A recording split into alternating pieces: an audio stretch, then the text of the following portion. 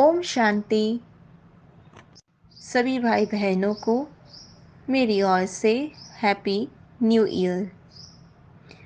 आज की मुरली 1 जनवरी 2024। प्रातः मुरली ओम शांति। बाप दादा मधुबन। मीठे बच्चे, तुम राज ऋषि हो। तुम्हें रजाई प्राप्त करने के लिए पुरुषार्थ करना है। साथ साथ देवी गुण भी ज़रूर धारण करने हैं। तो बाबा कहते हैं, अगर देवी गुण धारण करेंगे तो उच्च पद प्राप्त होगी, राजाई प्राप्त होगी। तो प्रश्न है, उत्तम पुरुष बनने का पुरुषार्थ क्या है? किस बात पर बहुत अटेंशन चाहिए?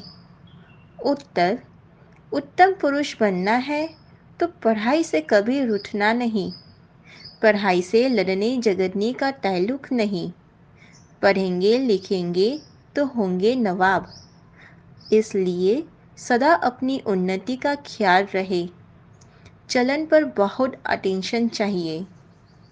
देवताओं जैसा बनना है तो चलन बड़ी रॉयल चाहिए। बहुत बहुत मीठा बनना है। मुख से ऐसे बोल निकले जो सबको मीठे लगे, किसी को दुख ना हो। तो बाबा कहते हैं कि लक्ष्मी नारायण जैसे उत्तम पुरुष बनना है तो मीठे बोल बोलना है। देवताओं जैसी रॉयल चलन चाहिए। यदि पढ़ाई को मिस करेंगे, रूठेंगे तो उच्च पद प्राप्त नहीं कर पाओगे। ओम शांति। मीठे मीठे रूहानी बच्चों प्रति बाप बैठ समझाते हैं और पूछते हैं कि आपकी बुद्धि का ठिकाना कहाँ है? मनुष्य की बुद्धि तो भटकती है, कभी कहाँ कभी कहाँ। बाप समझाते हैं, तुम्हारी बुद्धि का भटकना बंद। बुद्धि को एक ठिकाने लगाओ। बेहद के बाप को ही याद करो। यह तो रूहानी बच्चे जानते हैं। अब सारी दुनिया तमो प्रधान है। बाबा कहते हैं कि हे बच्चे, बुद्धि को एक बाप में बिजी रखो, तब बुद्धि का भटकना बंद होगा। आत्माएं ही सतो प्रधान थी, नंबरवार पुरुषार्थ अनुसार अब तमो प्रधान बनी है। फिर बाप कहते हैं सतो प्रधान बनना है, इसलिए अपनी बुद्धि को बाप के साथ लगाओ। अब वापस जाना है और कोई को भी पता नहीं कि हमको वापस घर जाना है। बाबा कहते हैं कि हमें शांति धाम, परम धाम जाने का समय आ गया है। ये बातें कोई नहीं जाता, सिर्फ हम ब्राह्मण के सिवाय और कोई नहीं जानता। बाबा कितनी सहज बात समझाते हैं। सिर्फ बाप को याद करो तो तुम्हारे विकर्म विनाश हो जाएंगे और कोई ऐसे समझा ना सके। बाप ही समझाते हैं। जिसमें प्रवेश किया वह भी सुनते हैं। पतित से पावन बनने की और उस पर चलने की सबसे अच्छी मत बाप देते हैं। बाप कहते हैं, बच्चे तुम ही सतो प्रधान थे, अब फिर बनना है। तुम ही आदि सनातन देवी देवता धर्म के थे, फिर 84 जन्म भोग कौड़ी मिसल बन पड़े हो। तुम हीरे तुम हीरे मिसल थे, अब फिर बनना है। बाबा बहुत सिंपल बात सुनाते हैं कि अपने को आत्मा समझो। आत्माओं को ही वापस जाना है, शरीर तो नहीं जाएगा। बाप के पास खुशी से जाना है। बाप जो श्रीमत देते हैं उससे ही तुम श्रेष्ठ बनेंगे। पवित्र आत्माएं मूल वतन में जाकर फिर आएंगी तो नया शरीर लेंगी। यह तो निश्चय है ना, तो फिर वही टाट लगी रहे। यहाँ बाबा कहते हैं कि बस एक ही धुन लगाओ कि अब घर जाना है। आत्माओं का निवास स्थान निर्वाण धाम है। बस आत्मा को पवित्र बनाना है, यही धुन लगी रहे। देवी गुण भी धारण करने हैं तो बहुत फायदा होगा। स्टूडेंट जो अच्छी पढ़ाई पढ़ते हैं वही ऊंच पद पाते हैं। यह भी पढ़ाई है। तुम कल्प कल्प ऐसे ही पढ़ते हो, बाप भी कल्प कल्प ऐसे ही पढ़ाते हैं। जो टाइम पास हुआ वह हुआ ड्रामा। ड्रामा अनुसार ही बाप की और बच्चों की एक्ट चली। बाबा राय तो ठीक देते हैं ना। बच्चे कहते हैं बाबा हम आपको घड़ी घड़ी भूल जाते हैं। यही तो माया के तूफान है। माया दीवा बुझा देती है। बाप को क्षमा भी कहते हैं, बाप को समा भी कहते हैं, सर्वशक्तिमान ऑथोरिटी भी कहते हैं। जो भी वेद शास्त्र है सबका सार बतलाते हैं। वह नॉलेजफुल है। सृष्टि के आदि मध्य अंत का राज समझाते हैं। इसमें मूंझने की बात नहीं। यह तो बहुत सहज राजयोग है। तुम राज ऋषि हो। ऋषि पवित्र आत्मा को कहा जाता है। तुम्हारे जैसा ऋषि तो कोई हो ना सके। आत्मा को ही ऋषि कहा जाता है, शरीर को नहीं कहेंगे।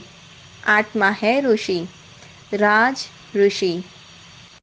तो बाबा हमें राज ऋषि कहते हैं क्योंकि हम आत्मा को पवित्र बनाकर सारे विश्व पर राज्य करते हैं। राज्य कहाँ से लेते हैं? बाप से। तो तुम बच्चों को कितनी खुशी रहनी चाहिए। हम शिव बाबा से राज्य भाग्य ले रहे हैं। बाप ने स्मृति दिलाई है। तुम विश्व के मालिक थे, फिर पुनर्जन्म लेते लेते नीचे उतरते आए हो। देवताओं के चित्र भी है। मनुष्य समझते हैं यह ज्योति ज्योत समा गई। अब बाप ने समझाया है एक भी मनुष्य ज्योति ज्योत नहीं समाता। कोई भी मुक्ति जीवन मुक्ति पा नहीं सकते।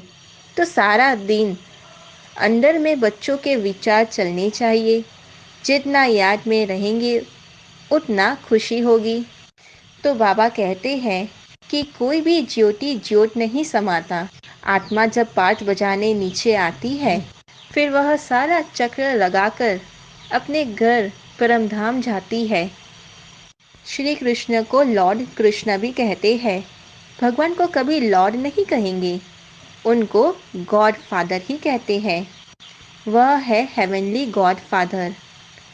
तुमको अब दिल से लगता है कि वही हेवनली गॉड फादर हेवन अर्थात देवी राजधानी स्थापन कर रहे हैं। सतयुग में दूसरा कोई धर्म था नहीं। चित्र भी इन देवताओं के हैं। उनको ही आदि सनातन देवी देवता कहा जाता है। यह विश्व के मालिक थे। उन्हों को कहेंगे सतयुगी। तुम हो संगम योगी। तुम जानते हो बाबा हमको राइटियस बनाते हैं। तुम राइटियस बनते जाते हो। विकारी को अनराइटियस कहा जाता है। यह देवताएं पवित्र है। लाइट भी पवित्रता की दिखाई है। अनराइटियस माना एक भी कदम राइट नहीं। शिवालय से उतर वेश्यालय में आ जाते हैं। यह बातें नया कोई समझ ना सके। तो बाबा यहाँ कहते हैं कि बाबा शिवालय स्थापन करते हैं। बाबा हमें राइटियस बनाते हैं। फिर हम अपने कर्म अनुसार अनराइटियस बन जाते हैं और शिवालय से विश्यालय बन जाते हैं। जब तक तुम उनको बाप का परिचय अच्छी तरह ना दो कि वह है हेवनली गॉड फादर। हेवन और हेल दोनों अक्षर है, सुख और दुख, स्वर्ग और नर्क। तुम जानते हो भारत में सुख था, अभी दुख है। फिर बाप आकर सुख देते हैं। अब दुख का समय खत्म होना है। बाबा बच्चों के लिए सुख की सौगात ले आते हैं, सबको सुख देते हैं। तब तो अब उनकी बंदगी करते हैं। सन्यासी उदासी भी तपस्या करते हैं। उनको भी कोई ना कोई आश ज़रूर रहती है। सतयुग में ऐसी कोई बात नहीं। वहाँ और कोई धर्म वाले होते ही नहीं। तुम तो अब पुरुषार्थ कर रहे हो नई दुनिया में जाने के लिए। जानते हो, वह है सुख धाम, वह है शांति धाम, और यह है दुख धाम। तुम अभी संगम पर हो, उत्तम पुरुष बनने के लिए पुरुषार्थ कर रहे हो। पुरुषार्थ बहुत अच्छी रीति करना है, पढ़ाई से कभी रुठना नहीं है। कोई से अनबनी होती है तो पढ़ाई नहीं छोड़नी चाहिए। पढ़ाई से लड़ने झगड़ने का ताल्लुक नहीं है। पढ़ेंगे लिखेंगे तो होंगे नवाब, लड़ेंगे झगड़ेंगे तो नवाब कैसे बनेंगे? फिर तमोप्रधान चलन हो जाती है। हर एक को अपनी उन्नति का ख्याल करना चाहिए। बाप कहते हैं आत्माएं बाप को याद करो तो विक्रम विनाश होंगे और देवी गुण भी धारण होंगे। तो बाबा कहते हैं कभी किसी से रूठना नहीं है। रूठेंगे तो धारण नहीं होगा, बाबा याद नहीं आएगा तो विक्रम विनाश नहीं होगा। अगर लक्ष्मी नारायण जैसा बनना है तो बाप ने ही उन्हों को भी ऐसा बनाया। बाप कहते हैं तुम ही यह राज्य करते थे, अब फिर तुमको ही बनना है। राजयोग बाप संगम पर ही सिखाते हैं। तुम कल्प कल्प यह बनते हो, ऐसे नहीं सदैव कलयुग ही चलता रहेगा। कलयुग के बाद सतयुग, यह चक्र फिरता है जरूर। सतयुग में मनुष्य कम थे, अब फिर जरूर कम होने चाहिए। यह तो सहज समझने की बातें हैं। तो बाबा कहते हैं कि सतयुग में पॉपुलेशन बहुत कम रहती है। छोटी सी कहानी है, वास्तव में है बड़ी परंतु समझने में छोटी है।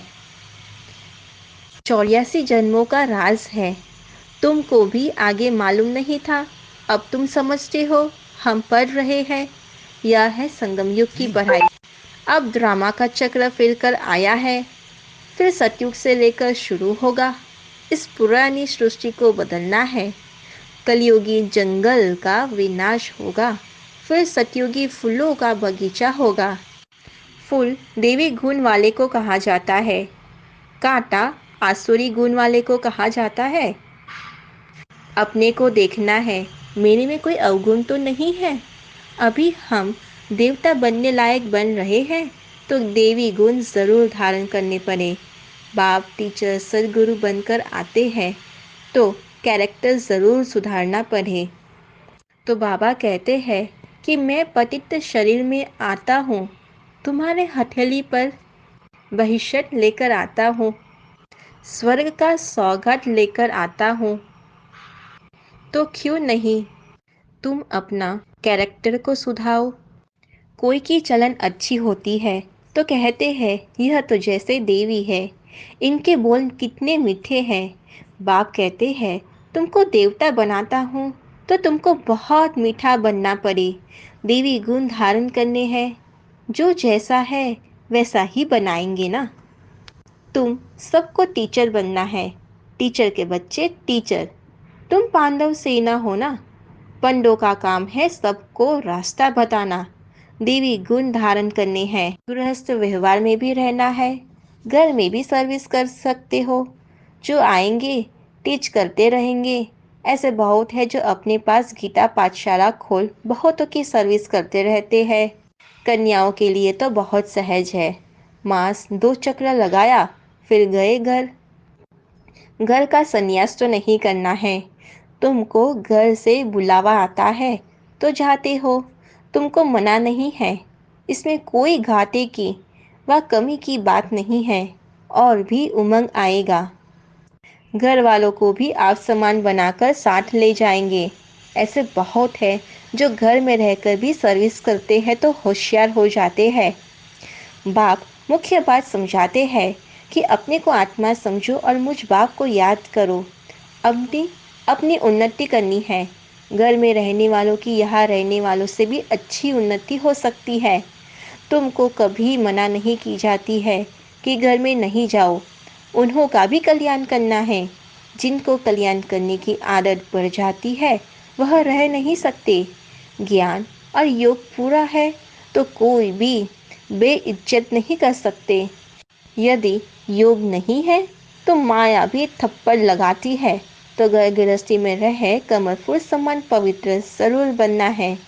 तो बाबा कहते हैं, अगर योग से शक्तिशाली बनते हो तो माया तुम्हारा कुछ नहीं बिगाड़ सकती। तो ज्ञान और योग में पूरे तीखे जाना है, ज्ञान और योग में ही आगे बढ़ना है। बाबा तो फ्रीडम देते हैं कि भल घर में ही रहो, सब यहाँ आकर कैसे रहेंगे। यह जो लड़ाइयाँ आदि लगती है, इतने मनुष्य आदि मरते हैं, यह सब ड्रामा में नूंद है। जो पास्ट हुआ वह फिर रिपीट होगा। जो कल्प कल्प समझाया है वही अब भी समझाऊंगा। जितना सुख बहुतों को दिया है उतना उनको भी मिलेगा। यह कमाई कभी जाती नहीं है। सतयुग में तो जहाँ जीत वहाँ जन्म होगा। बहुतों को सुख दिया होगा तो golden spoon in the mouth मिलेगा। इससे कम तो सिल्वर, उससे कम तो पित्तल का मिलेगा। तो यह बाबा कहते हैं कि जो हुआ वह फिर से रिपीट होना है ज़रूर, लेकिन अब जो शुद्ध नहीं हुआ है वह हम चेंज कर सकते हैं। यह अविनाशी कमाई है जो कभी विनाश नहीं पाती। जो तुम दोगे वही तुम्हें मिलेगा। समझ में तो आता है ना कितना हमारा योग है। राजा रानी प्रजा सब बनने वाले हैं। अच्छी रीति नहीं पढ़ेंगे, देवी गुण धारण नहीं करेंगे तो पद कम हो जाएगा। अच्छे व बुरे कर्म जरूर सामने आते हैं। आत्मा को मालूम है हम कहाँ तक सर्विस कर रहे हैं।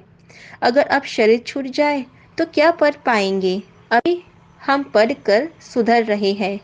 कोई तो बिगड़ते भी है तो कहेंगे इनकी तकदीर में नहीं है। बाबा तो कितना ऊंच बनाते हैं। साईं के घर से कोई खाली ना जाए। अभी साईं तुम्हारे सम्मुख है। कोई को तुम दो अक्षर भी सुना वह भी प्रजा में आएंगे जरूर।